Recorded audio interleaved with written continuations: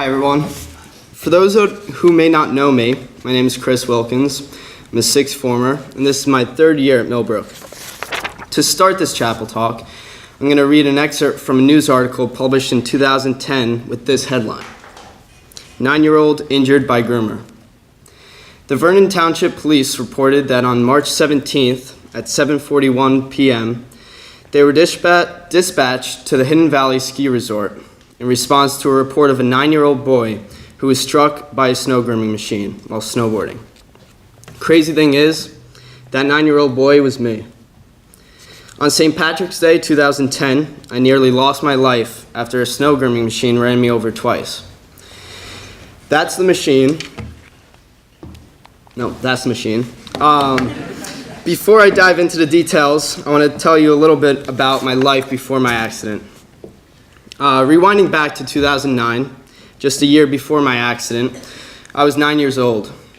I was in the third grade, and my life pretty much revolved around sports. I was kind of all over the place. I snowboarded, I did karate, and I played ice hockey. However, my main sport was hockey. All year round, I traveled, trained, and played. That was my life. At the time, I played for a AAA team called the New Jersey Colonials.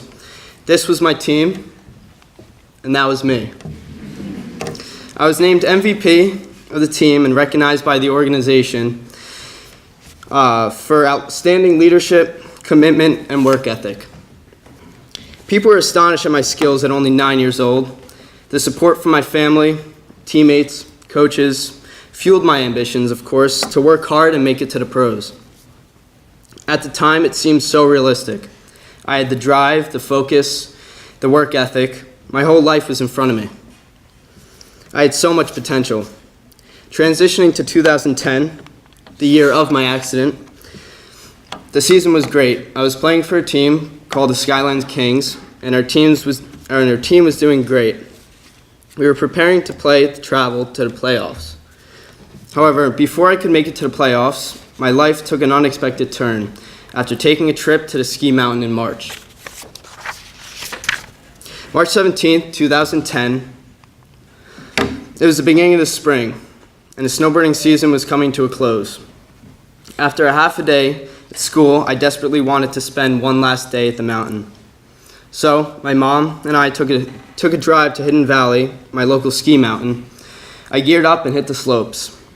After spending a couple hours snowboarding, it was getting late, so my mom told me it was time to go. Without hesitation, I asked her to go on one last run. Of course, being my mom, she said yes, so I got on the lift. When I was on the lift, I looked down and saw a snowcat. A 14-ton, 11-foot tall, human-operated machine with metal tank treads used to flatten snow on the ski slope. The operator was making a ramp for the upcoming ski competition.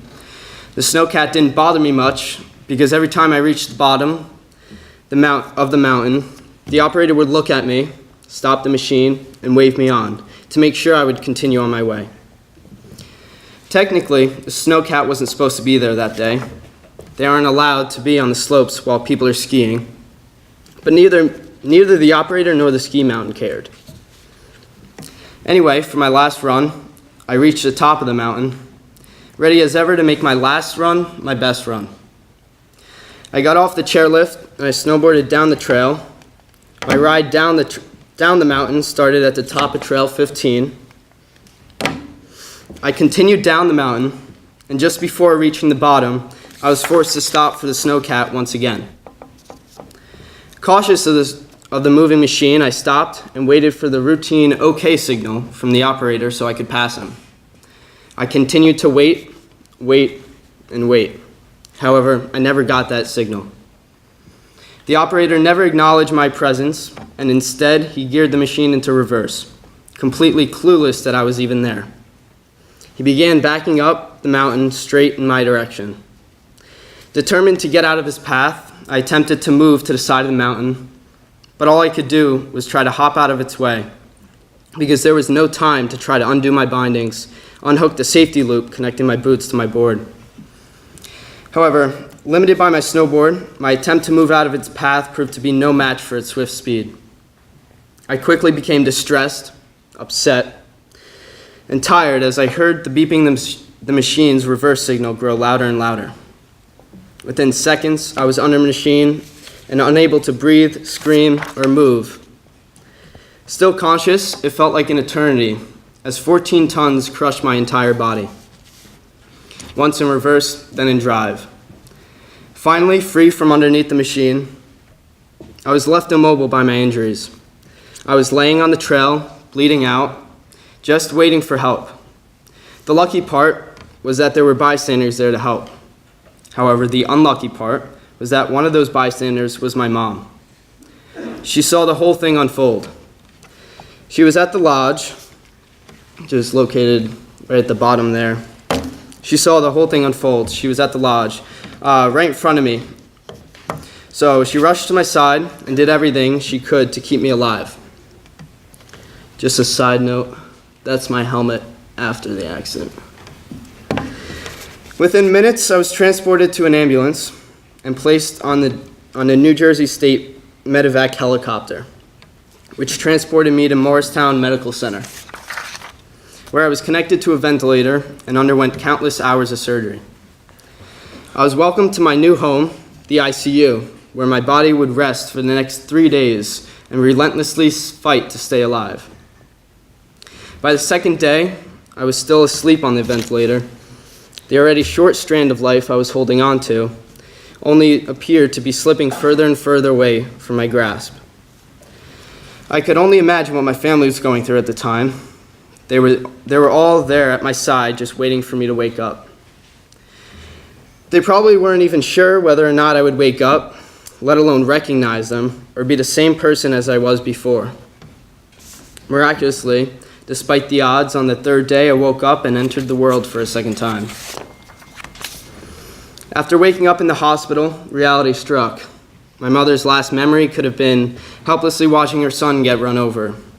My last words could have been one more run. Fear, anxiety, and helplessness could have been my last emotions. My life could have ended that day, in the middle of that trail with my mother at my side begging me to stay awake. My immediate future wasn't looking good. I couldn't move my legs, eat, drink, or even get out of bed. I knew there was no way I was laying in this bed for the rest of my life. It wasn't even a question. I was willing to do anything to get back on my feet. I wanted my life back. I wanted to go back to school, see my friends, play hockey, and snowboard. However, recovering from a near-death experience took a little longer than I expected. I was bedridden for over a month, and with a broken femur, a shattered pelvis, fractured vertebra, broken ribs, the list goes on. Although my mind was half in the right place, my body wasn't. And I had to accept that. Even in the simplest of tasks proved to be difficult. At the age of 10, I didn't know how to walk. That was a huge mental and physical obstacle that I had to overcome.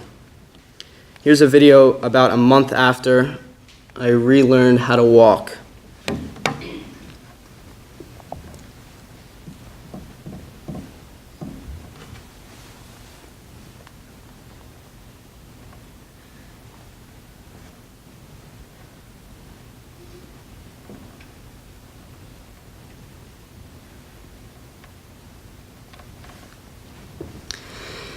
So despite my injuries, as you can see, I made progress relatively quickly.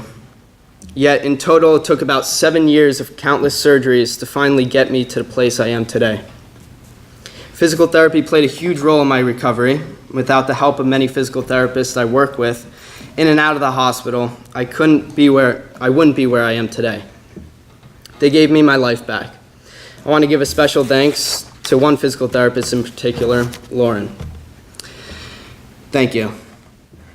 Not only did I have to recover physically, but I also had to recover mentally, and I owe my mental recovery to these guys who gave me the motivation to get back on my feet and play the sports I love, including hockey. Paul Martin from the San Jose Sharks, David Clarkson from the Vegas Golden Knights, and Lou Lamoriello, the GM of Toronto Maple Leafs.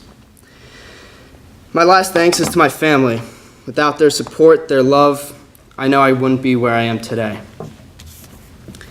To anyone who was wondering, did I get back on the slopes? Hell yeah.